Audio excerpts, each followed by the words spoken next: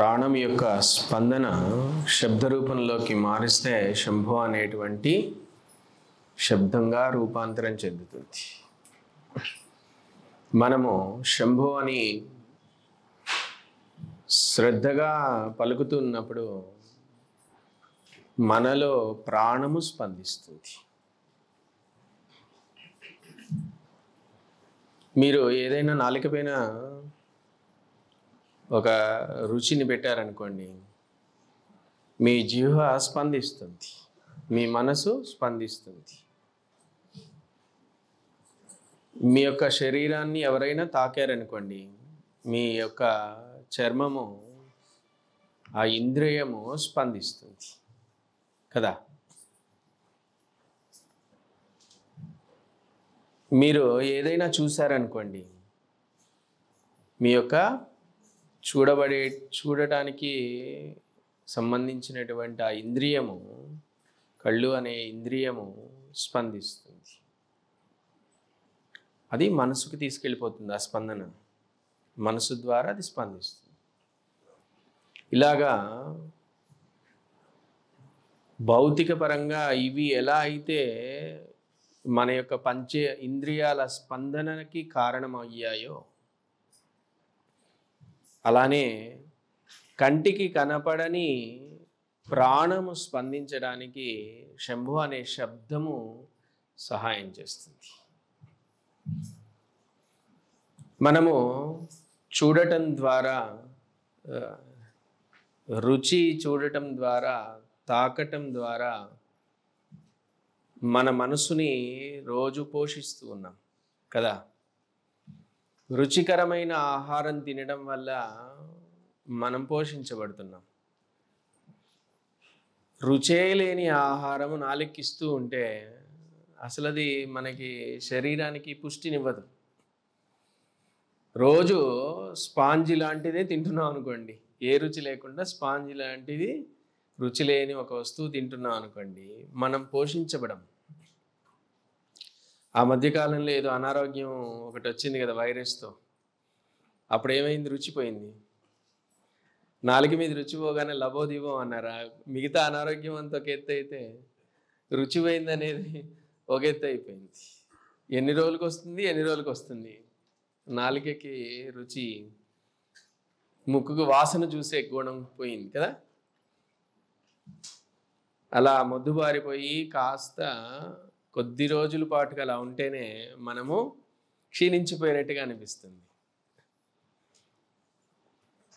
అలా మన పంచ ఇంద్రియాలని మనము ప్రతిరోజు పోషిస్తూ దానిని తృప్తిపరుస్తూ ఉన్న కారణంగా మనం పుష్టిగా ఉన్నాం. అంటే ఇంతకాలము ఆరోగ్యంగా జీవితాన్ని ముందుకు తీసుకెళ్ళగలిగే సామర్థ్యం మనకి ఏర్పడింది. ఈ పంచ ఇంద్రియాలు కూడా దేని వల్ల పనిచేస్తున్నాయంటే మన ప్రాణం వల్ల పనిచేస్తున్నాయి కదా. అసలు లోపల ప్రాణం అనేదే లేదనుకోండి, పంచేంద్రియాల ఏం చేస్తాయి? అసలు దానికి ఏ విలువ లేదు. చర్మానికి ఒక విలువ లేదు, కళ్ళకు ఒక విలువ లేదు, ముక్కుకు ఒక విలువ లేదు, చెవులకు విలువ లేదు. ప్రాణం ఉన్నంత వరకే కదా అది. ఈ పంచేంద్రియాల ద్వారా మనసును పోషిస్తున్నాం, ప్రాణాన్ని పోషించట్లేదు. మనసును పోషిస్తున్నాం. మనసు తృప్తి చెందబట్టి మనము ఎక్కువ కాలం బ్రతకగలుగుతున్నాం. మనసు తృప్తి కాలేదనుకోండి, మనిషి ప్రాణం త్వరగా వెళ్ళిపోతుంది. మనాది అంటారు చూసారా, బెంగపడడం అంటారు. ఒక మనిషి బెంగగా మారిపోయాడు అనుకోండి, వారికి ఇష్టమైన వారు దూరం అవటం వల్లనో ఇతరత్ర కారణాల వల్ల బెంగ పట్టుకున్నాడు అనుకోండి, ఆ మనిషి ప్రాణం క్షీణించబడుతూ ఉంటుంది. మనసు క్షీణిస్తుంది, మనసు తర్వాత ప్రాణం క్షీణించేస్తుంది. ఇలా పంచ ఇంద్రియాలు,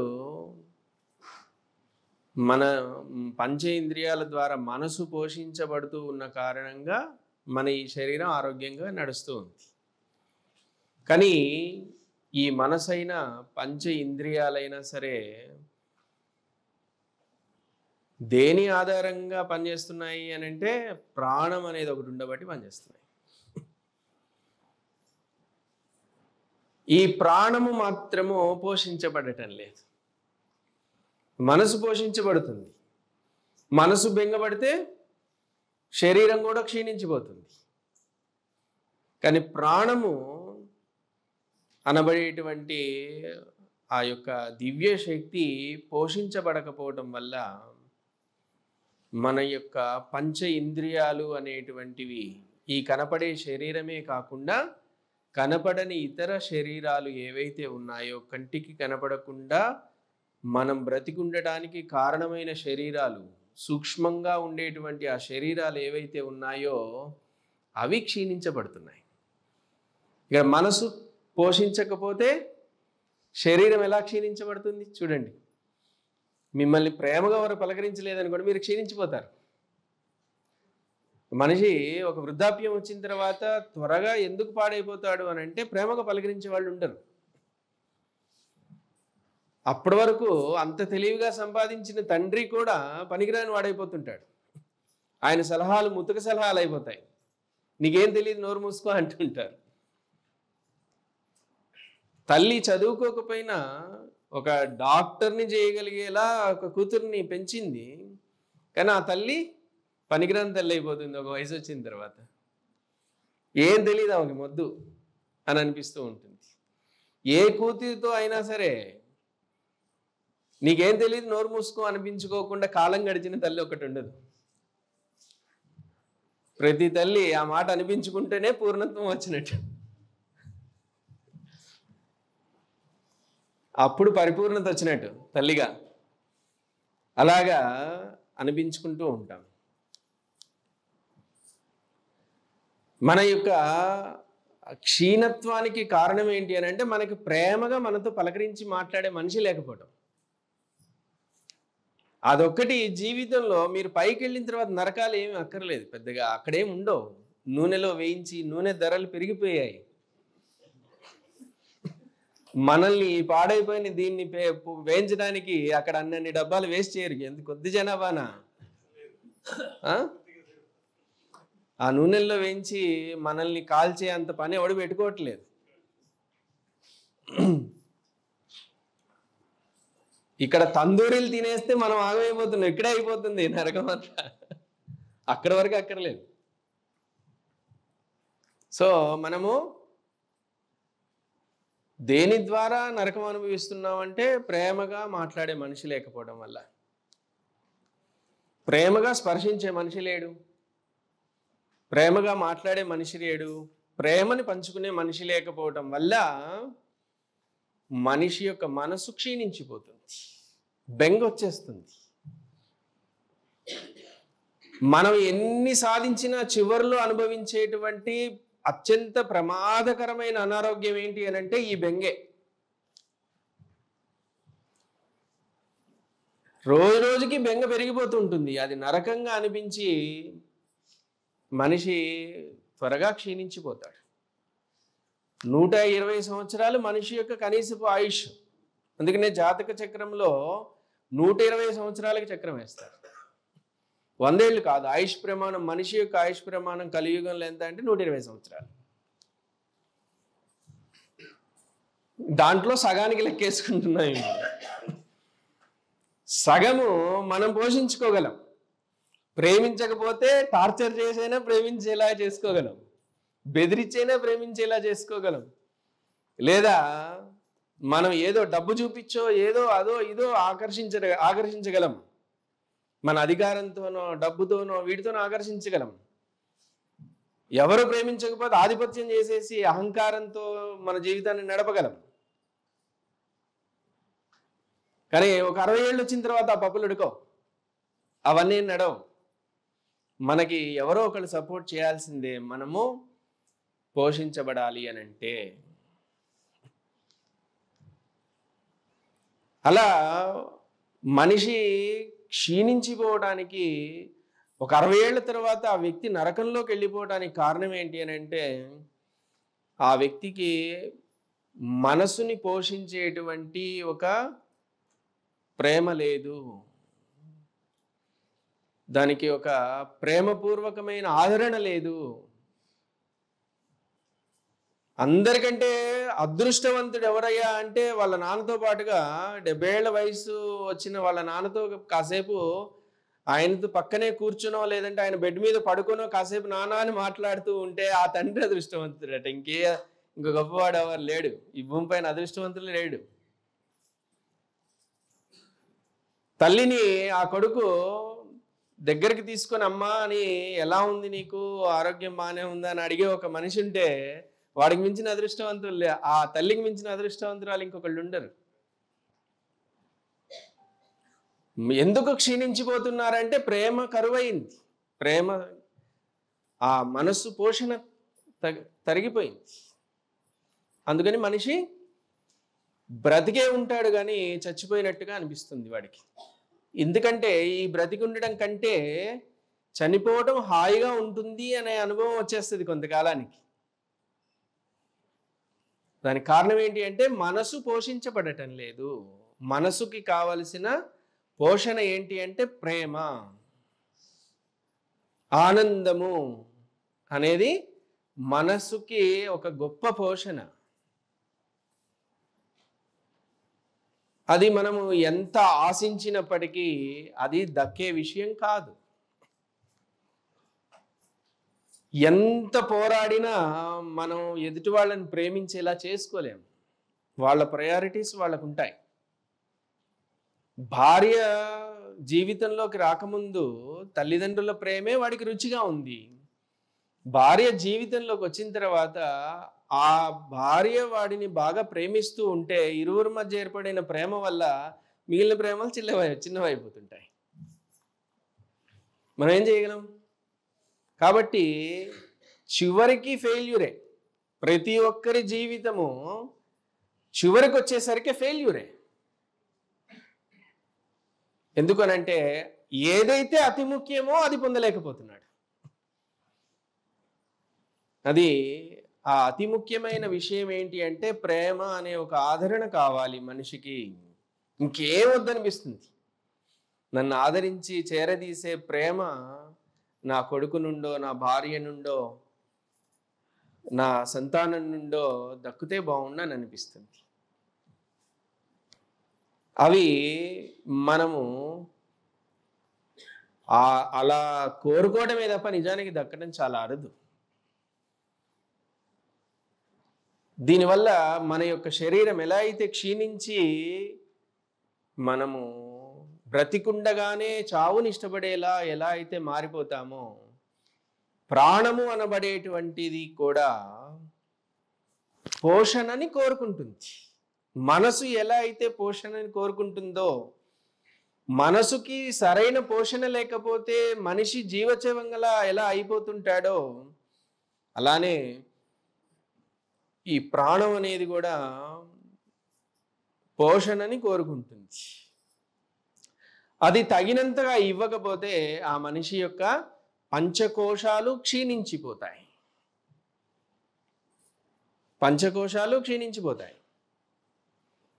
అవి క్షీణించాయి అనుకోండి, మన ఈ బ్రతుకుతూ ఉన్నటువంటి ఈ శరీరం కూడా క్షీణించిపోతుంది, జీవితం క్షీణించిపోతుంది.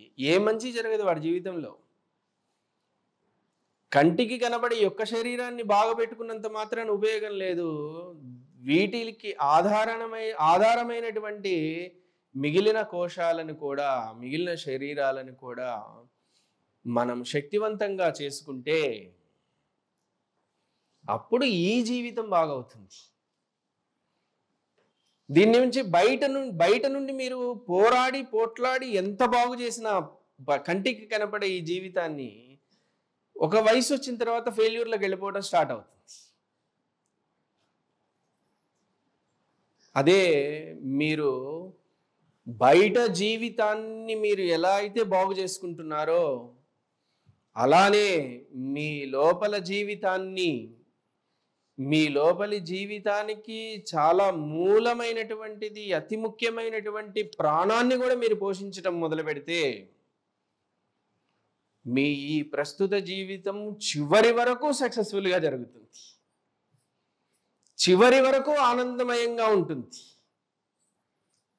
చివరి వరకు మీ జీవితం వెలితిలోకి వెళ్ళదు, ఆదరణని కోల్పోదు. మనిషి చూసినా చూడకపోయినా మీరు ఆనందంగానే ఉంటారు. ఎదుటి మనిషి మిమ్మల్ని ఆదరించినా ఆదరించకపోయినా మీరు ఆనందంగానే ఉంటారు. ఎందుకనంటే మీరు వెరీ స్ట్రాంగ్. మీ ఇన్నర్గా కూడా, మీ అంతరంగంలో కూడా మీ మిగిలిన కోశాలు శక్తివంతంగా ఉన్నాయి. మీ ప్రాణం శక్తివంతంగా ఉంది. అందువలన మనుషులపై ఆధారపడకుండానే మీరు ఆనందంగా ఉంటారు. గుర్తుపెట్టుకోండి, ఎప్పుడో సంగతి కదా, వృద్ధాప్యంలో సంగతి కదా అంటే అప్పటికప్పుడు రాదు ఇది. ఎప్పుడైతే తెలుసుకున్నామో అప్పటి నుండి మనల్ని మనం పోషించుకోవడం మొదలు పెట్టాలి. మన ఈ భౌతిక శరీరాన్ని, అలానే కంటికి కనపడని ఇతర శరీరాలని కూడా మనం పోషించుకోవాల్సిందే. ఈ మనసుని ఎలా అయితే సంతృప్తి పరుస్తున్నావో, పోషిస్తున్నావో, అలానే ప్రాణాన్ని కూడా పోషించాల్సిందే. అలా ప్రాణాన్ని పోషించుకోవటానికి కావలసినటువంటి ఒక దివ్యమైనటువంటి ఒక మంత్రము, శబ్దము శంభో. మనం మొదట్లో చెప్పుకున్నాం చూసారా? నువ్వు కూర్చో బాబు, వద్దు వీడియో వద్దు, కూర్చో. మనం మొదట్లో చెప్పుకున్నాం చూసారా? స్పర్శిస్తే, చర్మాన్ని తాకితే మనకొక స్పందన కలుగుతుంది అని, నాలుకపై రుచి చూపించగానే ఒక స్పందన కలుగుతుంది అని. అలాగా ఈ పంచేంద్రియాలకి ఈ స్పర్శ, చూపు ఇలాంటివి ఎలా అయితే స్పందన కలిగిస్తున్నాయో, ఈ ప్రాణానికి శంభో అనే శబ్దం స్పందన కలిగిస్తుంది. ఆ యొక్క శరీరాన్ని, పంచేంద్రియాలని స్పందించినప్పుడు మనసు ఎలా అయితే పోషించబడుతుందో, తృప్తి పడుతుందో, అలా ఈ ప్రాణాన్ని స్పర్శించినప్పుడు మన యొక్క పంచకోశాలు తృప్తి పడతాయి. అటువంటి ఒక ఇన్నర్ సైన్సే శంభో జపం అని గుర్తించండి. ఇది పోషించుకుంటేనే జీవితం బాగుపడటం మొదలవుతుంది. ఇప్పుడు మీరు విడివిడిగా ఎన్ని అడిగినా, ఆర్థికంగా ఇంట్లో కష్టంగా ఉందండి, మనసు ప్రశాంతంగా లేదండి, నిద్ర సరిగా పట్టడం లేదండి, జీవితము ఎందుకు అన్నట్టుగా ఉందండి. నేను ఒక యుఎస్ నుంచి ఒక డాక్టర్ ఫోన్ చేశారు. యుఎస్లో వాళ్ళు మోటివేషన్ క్లాసెస్ చేస్తున్నారట. వాళ్ళ స్టూడెంట్స్, వాళ్ళకి జాయిన్ అయ్యే స్టూడెంట్స్ వాళ్ళని ఒకటి అడిగారట. వాళ్ళకి ఆ టీచర్ నుంచి కావాల్సింది ఏంటి అని అంటే, మేము సంపాదించుకుంటున్నాం, బోర్ కొట్టే అంత ఖాళీ కూడా లేదు, మాకు అంత బిజీగా ఉన్నాం, కానీ ఆఫీస్కి వెళ్ళటం, ఉద్యోగం చేయటం, డబ్బులు రావటం, డాలర్స్ చూసుకోవటము, పార్టీలకు వెళ్ళటము, తినడము, ఇది రొటీన్ అయిపోయింది మాకు. అసలు ఎందుకు బ్రతుకుతున్నాము అర్థమే కావట్లేదు, ఏది సాటిస్ఫాక్షన్ ఇవ్వట్లేదు మాకు, దీని నుంచి మమ్మల్ని ఎలా బయటపడేస్తారని వాళ్ళ టీచర్ని వాళ్ళు అడిగారు. ఆ టీచర్ నాకు మెసేజ్ పెట్టారు, దీనికి ఏంటండి సొల్యూషన్. వాళ్ళకి బోర్ కొడుతుందంటే ఏదైనా సొల్యూషన్ చెప్పచ్చు. స్ట్రెస్ఫుల్గా ఉందా అంటే స్ట్రెస్ అనేది అర్థం కూడా కావట్లేదు మాకు, పనిలో కొట్టుకుపోతున్నాం మేము. స్ట్రెస్ని అర్థం చేసుకునే పరిస్థితిలో కూడా లేము, పనిలో కొట్టుకుపోతున్నాం మేము. మరి డబ్బులు లేవా అని అంటే డబ్బులు ఉన్నాయి, డాలర్స్ వస్తున్నాయి చక్కగా, చేతి నిండా పని ఉంది, రుచికరమైన ఆహారం ఉంది. కానీ ఆ యూత్ అడుగుతున్నది ఏంటి అని అంటే, ఈ జీవితం ఎందుకని అర్థమే కావటం లేదు, ఒక సాటిస్ఫాక్షన్ లేదు, తృప్తి లేదని అంటున్నారు. దీనికి వాళ్ళు సొల్యూషన్ కావాలని అడుగుతున్నారు. ఈ డాక్టర్ ఎన్ని చెప్పినా సరే, ఆ కోచ్ ఎన్ని చెప్పినా సరే వాళ్ళు సాటిస్ఫై అవ్వట్లేదు. మీరు చెప్పే విషయాలన్నింటినీ మేము ఆచరిస్తూనే ఉన్నాము, మేము దాన్ని రెక్టిఫై చేస్తూనే ఉన్నాము, అవ్వట్లేదు అని అంటున్నారు. ఎందుకు అవ్వరు అని అంటే, ఎందుకు సాటిస్ఫై అవ్వరు అని అంటే వాళ్ళు ఒక విషయాన్ని పోషిస్తున్నారు, ఈ శరీరము మనసు అనే దాన్ని పోషిస్తున్నారు. కంటికి కనపడేది వాళ్ళకి తెలిసింది అంతవరకే కాబట్టి వీటిల్ని పోషించేస్తున్నారు, వీటిల్ని సాటిస్ఫై చేస్తున్నారు. ఈ వీకెండ్స్ రాగానే పబ్కి వెళ్తున్నారు, సండేస్ రాగానే బ్రహ్మాండమైన ఆహారం వండుకు తింటున్నారు, మంచి మంచి బట్టలు వేసుకుంటున్నారు, కార్లు కొనుక్కుంటున్నారు, అన్నీ ఉన్నాయి. అయినా కూడా ఏదో వెలితిగా ఉంది. జీవితాన్ని ఎట్లా ఇది ఎందుకురా ఈ జీవితం అనిపించే స్థితి నుంచి ఎట్లా బయటపడాలి అనే స్థితి ఎందుకు వచ్చిందంటే వీడి కంటికి కనబడి వాడికి అందుబాటులో ఉన్న వారికి మాత్రం బాగా బ్రహ్మాండంగా చూసుకున్నాడు, కానీ ఆ కంటికి కనపడని విషయాలను పోషించడం మానేశాడు. అది వెలితిగా ఉన్నంత కాలం ఈ జీవితం వెలితిలోకి వెళ్ళిపోతుంది. అది ఫుల్ఫిల్ చేయాల్సినటువంటి బాధ్యత అది వ్యక్తిగతంగా ఎవరికి వారు తీసుకోవలసిందే. మీకు జీవితం గడవడానికి మీ తల్లిదండ్రులు ఇచ్చినటువంటివో తాత ముత్తాతలు ఇచ్చినటువంటి ఆస్తులు జీవితాన్ని నెట్టగలవు, కానీ దీన్ని పోషించే విషయంలో ఎవరికి వాళ్ళే బాధ్యత తీసుకోవాల్సిందే. ఈ యొక్క పంచ కోశాలను, కంటికి కనపడని ఈ కోశాలను పోషించుకునే విధానమే ఈ ప్రాణయజ్ఞము, ఈ శంభో క్రియ. మీరు శంభో మంత్రము జపం చేయటం మొదలుపెట్టగానే కేవలం మానసిక స్థాయిలో మాత్రమే కాదు, కేవలం మనసు ప్రశాంతం అవ్వటం ఒకటే కాదు, శరీరం ఆరోగ్యవంతం అవటమే కాదు, మీ యొక్క కారణ శరీరము అనేటువంటిది యాక్టివేట్ అవ్వటం మొదలవుతుంది. కారణ శరీరం అంటే ఏంటి అని అంటే ఎందుకోసమైతే భూమి మీద పుట్టావో దానికి సంబంధించిన ఎజెండా పట్టుకొని కూర్చున్నటువంటి ఒక శరీరం. నువ్వు ఎందుకు పోయినసారి గతంలో ఒకసారి చచ్చిపోయి మళ్ళీ పుట్టావు, గత జన్మలో నువ్వు ఉన్నావు, అక్కడ శరీరం వదిలేసావు, మళ్ళీ ఇప్పుడు ఎందుకు పుట్టావు? అదే కారణం. ఆ విషయాన్ని గుర్తుపెట్టుకొని ఒక శరీరం మన వెంట ఉంటుంది, ఈ ఫిజికల్ బాడీతోనే కనెక్ట్ అయి ఉంటుంది. అది ఈ జన్మలోకి ఈ శరీరంలోకి వచ్చాము, అదేదో చేయకపోవటం వల్ల, ఏ కారణంతో అయితే మళ్ళీ పుట్టామో అది చేయకపోవటం వల్ల మళ్ళీ ఇంకో శరీరం తీసుకున్నప్పుడు అక్కడికి వెళ్ళాక కూడా ఈ కారణ శరీరం చెప్తూ ఉంటుంది, నువ్వు ఎందుకోసమో పుట్టావు అది మర్చిపోయా చూడు అని.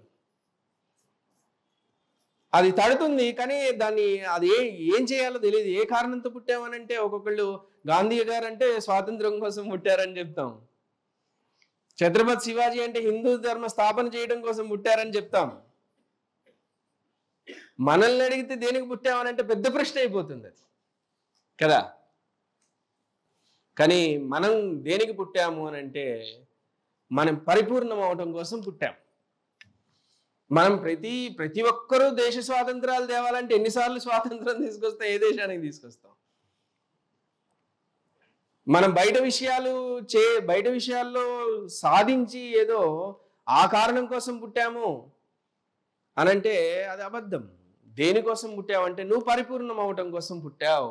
నువ్వు పరిపూర్ణతను అనుభవించకపోవటం వల్ల ఆ పరిపూర్ణత కోసం వెతుకుతూ అనేక శరీరాలు తీసుకుంటున్నావు. ఆ పరిపూర్ణతని నువ్వు పొందే వరకు మళ్ళీ శరీరాలు తీసుకుంటూ ఉంటావు.